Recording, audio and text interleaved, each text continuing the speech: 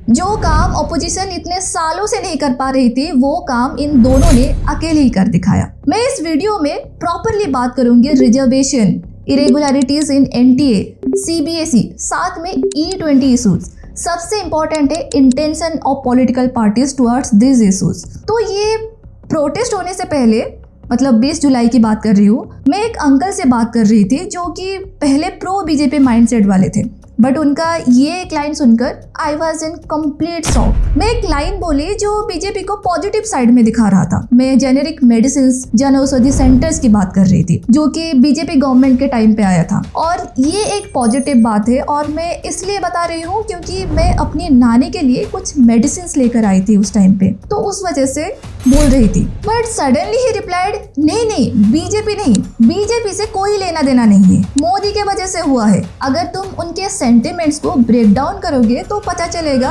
कि किस लेवल पे अभी डिससेटिस्फेक्शन है लोगों के अंदर, जो कि बीजेपी के कोर वोटर्स है। और ये जो कोर वोटर्स है, उन लोगों का ये परसेप्शन टुवर्ड्स गवर्नमेंट यूं ही एक दिन में नहीं बदल गया है। ये बड़ा पवित्र काम होगा अगर मोदी सरकार को इस देश के लोग उखाड़ के फेंक दें।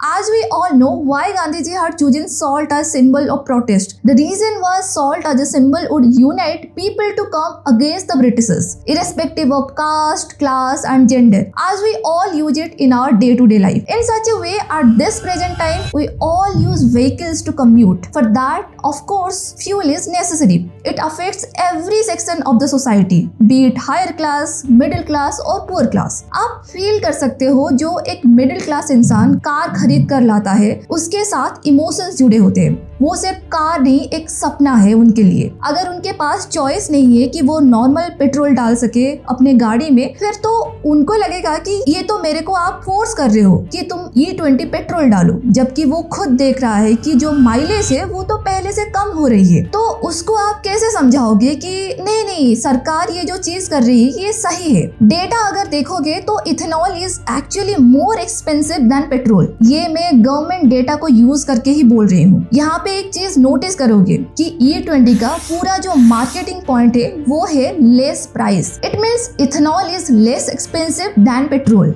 आप 120 रुपए जो पेट्रोल ले रहे हैं उसका भाव हम 15 रुपए लीटर करेंगे। ये है नीति आयोग का रिपोर्ट। इसमें ये क्लियरली मेंशन्ड है कि इस पे आप टैक्स इंसेंटिव दो, ताकि जो एक्स्ट्रा रुपीस कॉमन पर्सन के जेब से जाएगा because of efficiency drop, that burden should not come on them. Sadly this thing never happened. Ministry of petroleum के डेटा देखो, 1 लीटर क्रूड ऑयल खरीदने के लिए हम लोग अभी 41 रुपीज दे रहे हैं, फिर उसे रिफाइन किया जाता है। और यहाँ स्क्रीन पर देख सकते हो बाकी के expenses. So finished petrol without tax, the price is around 45 rupees for the company. फिर इस पे आप टैक्स, कमीशन, प्रॉफिट जोड़ दोगे तो ये 100 रुपीज पर लीटर से भी ऊपर चला जाता है। अब देखते हैं इथेनॉल के बारे में। यहाँ पर PIB डेटा देखो जो कि गवर्नमेंट स्टेटमेंट है। Here as mentioned, the price of ethanol is around 47 to 50 rupees per litre. अगर मैं बात करूँ सिर्फ शुगर केन वाले इथेनॉल की, तो price is around 65 rupees per litre. आप नीति आयोग रिपोर्ट भी देख सकते हो। क्लियरली विजिबल है कि ethanol would cost more than petrol पर लीटर। लेकिन हवाबाजी देखो, ये इंसान बार बार कह रहा था कि ethanol powered vehicles can bring down price of petrol to just 15 rupees per litre. But recently government ने इसे कॉन्ट्रडिक्ट करते हुए ये बताई कि तब इथेनॉल चीपर था पेट्रोल से, पर अब नहीं। लेकिन अगर आप देखोगे यहाँ पे जो बेस प्राइस है E100 पेट्रोल की बात करूँ तो it is around double than normal petrol price. यहाँ नंबर देखो, 25 को देखो और 62 रुपीज को देखो। अब थोड़ा नीचे देखो, ये जो 0 देख रहे हो, इसका मतलब ये है कि अगर सरकार एक्साइज ड्यूटी 0 करती है, फिर जाके ये लेस एक्सपेंसिव होगी पेट्रोल से। But this never happened. जो एक आम इंसान बाइक लेकर ऑफिस जा रहा है या फिर कोई काम कर रहा है, बिजनेस चला रहा है, वो लोग तो गुस्सा करेंगे। पैसा भी ज्यादा, ऊपर से डैमेज रिपोर्ट्स भी सामने आ रहे हैं, उसके साथ माइलेज भी कम हो गई है। तो यहाँ पर बेनिफिट किसको मिल रही है? अब ये सब तो इथेनॉल के बारे में था। अब चीज जो ज्यादातर लोगों को अफेक्ट करता है वो है एजुकेशन। ये वीडियो में धर्मेंद्र प्रधान जी के रेजिग्नेशन से पहले बनाई थी। Irrespective of class. इसमें भी मिडिल क्लास और लोअर मिडिल क्लास बेसिकली और जो बीपीएल कैटेगरी में आते हैं वो लोग ज्यादा अफेक्ट होते हैं। अगर आप देखोगे स्टूडेंट्स इससे पहले भी प्रोटेस्ट कर चुके हैं एंट्रेंस एग्जाम में जो इरेगुलरिटीज है उसको लेकर। पहले था कि जो गवर्नमेंट एग्जाम की तैयारी कर रहे थे उस लेवल पे क्वेश्चन पेपर लीक ये सब चल रहा था, लेकिन अब क्या हुआ, सीबीएसई क्लास 12 के रिजल्ट पब्लिकेशन के टाइम जो हुआ था वो सब आपको पता है। और फिर जो ऑन स्क्रीन मार्किंग सिस्टम को लेकर हंगामा हुआ था। और आपको अपनी दिखाता हूँ मैं जो अपनी और मैंने शीट ली थी इंग्लिश की शीट देखिए आप एक बार, ये हैंड राइटिंग दिखाइए। और ये मेरी शीट है इंग्लिश की और आप इसमें मेरी हैंड राइटिंग देखिए एक बार, और उसके बाद आप मेरी इसमें हैंड राइटिंग देखिए। छोटा छोटा लिखते हैं आप, और जो आपके पास ये शीट बदल कर आई है वो मोटा मोटा और बड़ा चौड़ा करके लिखा हुआ है। हाँ जी ये देखिए, मतलब इसकी एकदम अलग है।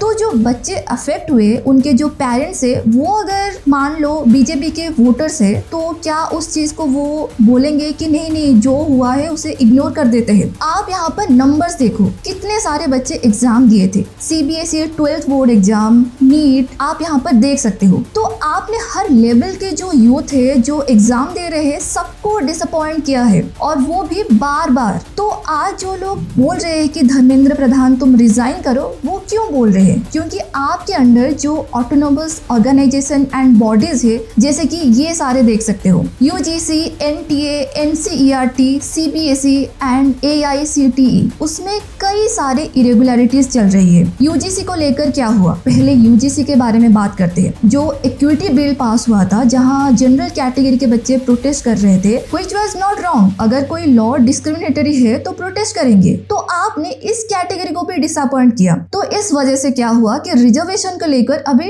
लोग डिबेट कर रहे हैं। तो यहाँ पे मैं थोड़ा सा रिजर्वेशन को लेकर कुछ बात करना चाहूंगी। उसको जबरदस्ती पढ़ाया गया है, जबरदस्ती गधे को घोड़ा बना के बिठाया गया है। आई गेस रिजर्वेशन को हर वो बंदा खा लेता है जिसके पास रिजर्वेशन नहीं है। अब कह रहा है 2019 में छुआछूत खत्म हो गया। जिसके साथ खत्म हो गया होगा, जिसका साथ नहीं होगा तो खावे करेगा। So basically, reservation is a tool to bring equality. जो SC, ST, OBC कैटेगरी को बिलोंग करते हैं उनके लिए उनको सोशल जस्टिस मिल सके, इसलिए रिजर्वेशन जो टूल है उसको यूज किया जाता है। So यहाँ पे अगर आप इस इमेज को देखो ध्यान से, यहाँ पे दो इंसान हैं, कुछ भी नाम दे दो A एंड B, ये दोनों रिजर्व कैटेगरी को बिलोंग करते हैं। तो उनको अगर ये ब्रिज कवर करके उनके घर जाना है, ठीक है, अगर मैं कहूँ कि घर पे आपके लिए बहुत सारी चीजें हैं, मिठाई है, बट द थिंग इज जो रोड है वो सही नहीं है, तो यहाँ पे जो बेनिफिट है आपको मिलने वाला है, आप उस घर तक पहुँच सकते हो अगर आप इस ब्रिज को पार करके जाते हो तो। But the bridge is not in good condition. तो ये ब्रिज यहाँ पे क्या है पता है, वो quality education, school, quality teachers, food, जो मिड डे मील की हम लोग बात करते हैं उसमें क्वालिटी फूड, ये सब कुछ आता है। But the thing is the bridge is not in good condition. तो ये जो रिजर्वेशन की जो बेनिफिट है उनको नहीं मिल पाता है जो एक्चुअली में उस चीज को डिजर्व करते हैं। तो गवर्नमेंट का क्या रोल है उसे समझते हैं। रिजर्वेशन को लेकर जो इतना हेट्रेड है, जो एक नेगेटिव व्यू पॉइंट देख रहे हो, दोनों साइड है, इसके ऊपर एक अनरिजर्व कैटेगरी के स्टूडेंट और जो रिजर्व कैटेगरी के स्टूडेंट है उन दोनों में बहस होता रहता है, अपने बीच झगड़ते रहते हैं। But the thing is reservation as a tool for socio economic development is not bad. According to me reservation should be there and must be there, पर इसको जिस तरीके से एग्जीक्यूट किया जाता है, इसको जिस तरीके से वेपनाइज किया जाता है, जैसे पॉलिटिकल पार्टी, चाहे कांग्रेस हो, बीजेपी हो या कोई भी पार्टी आप उठाकर देख लो, इसे अपने वेपन की तरह यूज करते हैं अपने पॉलिटिकल बेनिफिट के लिए। उस वजह से जो है चीजें खराब होती है। अब 73% आबादी है तो 50% लिमिट क्यों है?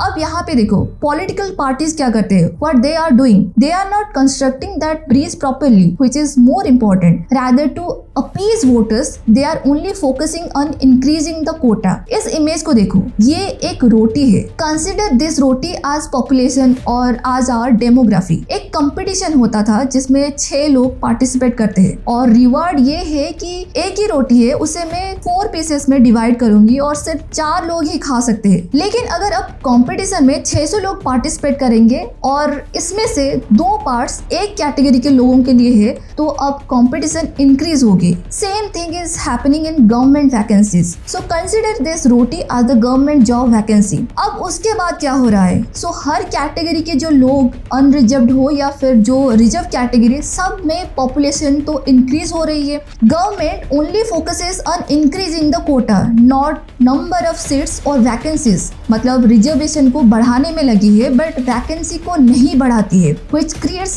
dissatisfaction among unreserved category. So this harms both unreserved category as well as reserved category, and overall unemployment situation is increasing in our country, which leads to inefficiency in workplace, brain drain, students and other social anxiety. Politicians सिर्फ लोगों को appease करने के लिए ये सब खेल खेल रहे हैं, but they are not considering कि रिजर्व कैटेगरी के साथ इस वजह से क्या प्रॉब्लम हो रही है, अनरिजर्व कैटेगरी के बच्चे इस वजह से क्या प्रॉब्लम फेस कर रहे हैं, उस चीज को वो लोग नहीं देख रहे। बस रिजर्वेशन की वजह से इन दोनों कैटेगरी के बीच में बहस करवा देते हैं। हम सब लोग एक दूसरे के साथ लड़ते रहते हैं और वो लोग अपना वोट लेकर जा रहे हैं। जनरल कैटेगरी स्टूडेंट्स कितने फ्रस्ट्रेट है, आप ये वीडियो देखो एक बार। इन लोगों के घर में सरकारी नौकरी है, उनको उसके बाद आरक्षण क्यों मिल रहा है? तुम्हें एक पोस्ट पे पहुंचा दिया, मोटिव क्या था? तुमको ऊपर पहुंचा दिया, फिर तुम आरक्षण क्यों ले रहे हो? देखिए, जैसे पहले के समय में जो ऊंची जाति के लोग थे बस वही पढ़ते थे, नीची जाति के लोग नहीं पढ़ते थे, यानी कि 100% रिजर्वेशन होता था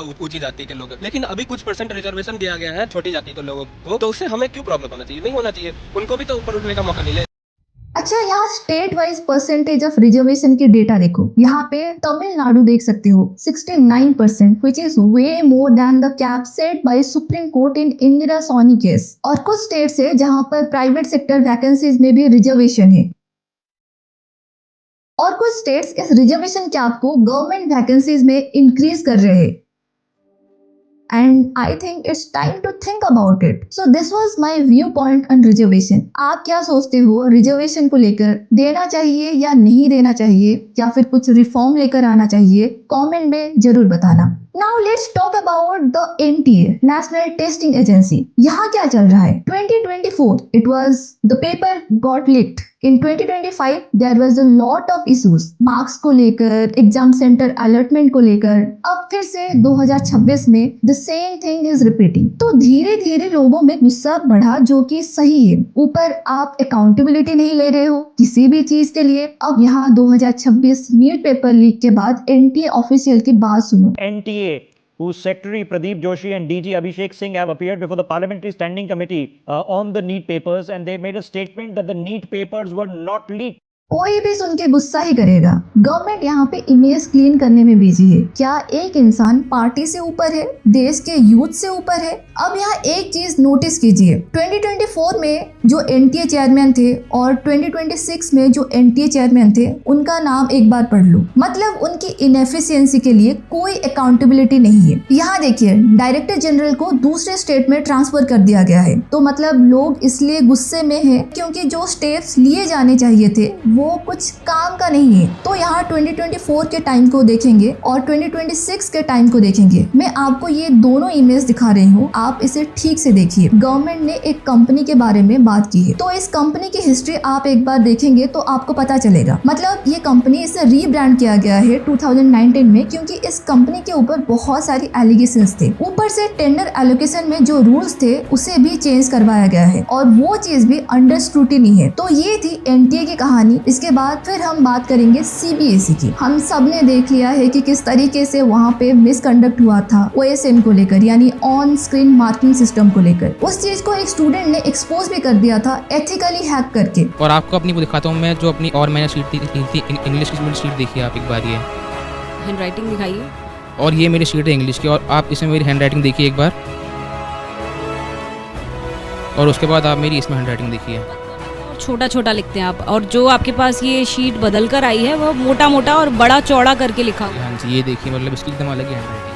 अब बाकी है NCERT एंड AICT, ठीक है। पर ऊपर जो सब कुछ हम बात किए हैं ना, जितने भी बॉडीज है, ये सब एग्जाम कंडक्टिंग बॉडीज है। उसमें इतने सारे प्रॉब्लम है, और वो भी बार बार। तो ये प्रेशर कुकर की तरह एक दिन बर्स्ट होना ही था, जो हम लोग देख रहे हैं। अगर कोई बोल रहा है कि नहीं नहीं एजुकेशन मिनिस्टर को क्यों निकालना चाहिए, मैं पूछती हूँ कि क्यों नहीं निकालना चाहिए? अगर एजुकेशन सिस्टम में सही चीजें हो रही है तो आप उसके लिए क्रेडिट लेकर जा रहे हो। वहाँ पे सबसे पहले आपका फोटो आता है। अब जब मिसकंडक्ट हो रही है उसके लिए आप जिम्मेदार क्यों नहीं हो? आप उस चीज के लिए भी जिम्मेदार हो। कोई सही चीज होता है तो वहाँ पे तो कोई ऑफिसर का नाम तो नहीं आता है, पहले जो मिनिस्टर रहता है उसी का नाम आता है। अब जब खराब हो रही है चीजें तो फिर वहाँ पे अकाउंटेबल क्यों नहीं हो? ऊपर से रिसेंटली अयोध्या राम मंदिर स्कैम हुआ है। ये सारी चीजों की वजह से जो कोर वोटर्स है वो कहीं ना कहीं नाराज है। ऊपर से सरकार क्या नहीं जानती थी कि अगर ऐसे कुछ प्रोटेस्ट होगा तो इसमें बहुत सारी एंटी सोशल एलिमेंट शामिल होंगे।